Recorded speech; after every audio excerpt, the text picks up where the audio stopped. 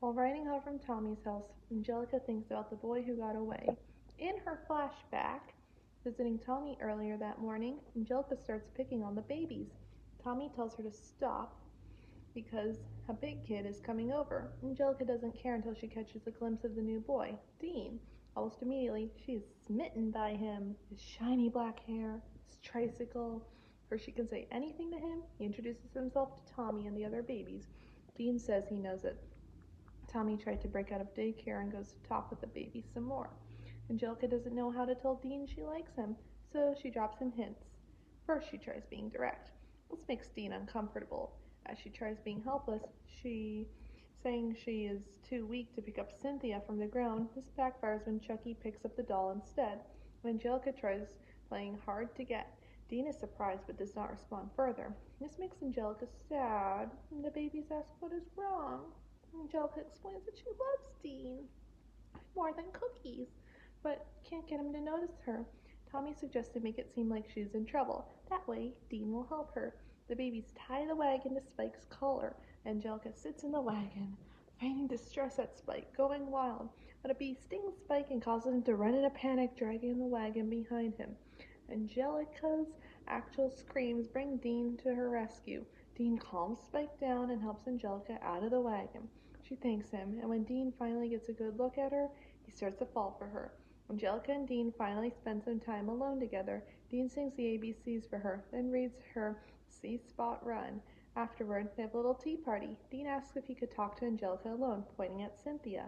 Angelica tosses her doll away and asks what's on Dean's mind. He confesses that Angelica made him feel strange, like he could do something crazy. The babies look on from nearby, confused as to what is about to happen.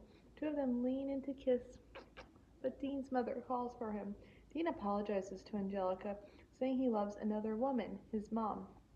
After the incident, Angelica does not fall in love again, but as she and her father arrive home, Drew notices they have new neighbors, a family from France. Their mother, Jacqueline, introduces herself and her son, Jean-Claude. He greets Drew and Angelica. Jean-Claude kisses Angelica's hand and says he's going to enjoy living in America. Angelica instantly falls in love all over again and forgets about Dean. Stu and Drew are driving Tommy, Angelica, Chucky, Phil, and Will to an ice cream parlor to treat them, but are having trouble finding a place that actually sells ice cream instead of frozen yogurt. The brothers see a miniature golf course and decide to ask the owner if he knows where to get ice cream. As they walk to the entrance, Angelica spies something wonderful, an entire mountain made of ice cream.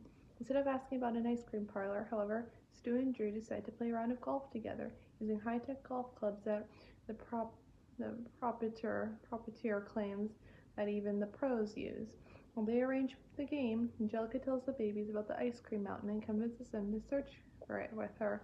Both groups head in separate directions, with the owner, Earl Skaggs, informing Stu and Drew that a hole-in-one on the last hole yields a free game, but nobody ever wins a free game because it's secretly rigged by Mr. Skaggs, so he will remain profitable. But the kids will unknowingly fix the the problem later.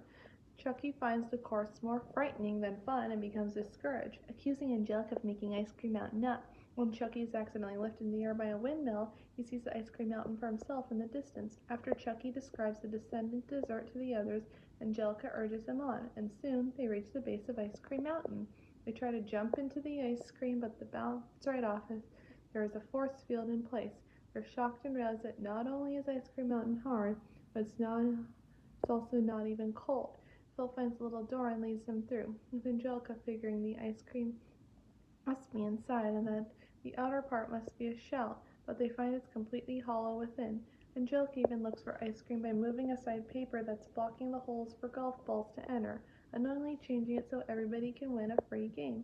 Stu and Drew make it to Ice Cream Mountain and tee off together, with the owner and large group of miniature golfers watching because the brothers took way too much time. Thanks to Angelica's actions, Stu and Drew win a free game, to their delight and to the owner's horror. Soon, everybody is winning free games, and the owner is upset that it'll ruin his business. Stu suggests that they use their free games to have the kids play around on their own, and right on cue, they show up, and just Angelica crying, and all of them are heartbroken that Ice Cream Mountain is fake. Stu and Drew feel bad about neglecting the kids and forgetting why they came here in the first place. When Drew suggests they should let the kids play their free games, the owner breaks down and cries, begging the brothers not to do this and vowing them to give anything in return. Stu suggests he gives them something kids would like. The babies are to all taken to an ice cream parlor, where they're treated to a very large ice cream sundae that looks a lot like a miniature version of Ice Cream Mountain.